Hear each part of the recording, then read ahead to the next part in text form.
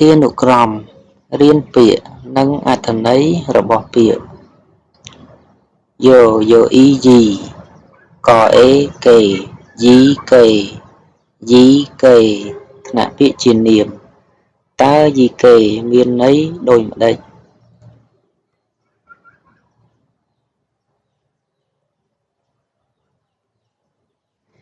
យីកេថ្នាក់ពាក្យជានាមមានន័យថាឈ្មោះល្បែងមហោស្រពមួយប្រភេទលេងស្រដៀងនឹងល្ខោនឈ្មោះល្បែងមហោស្រព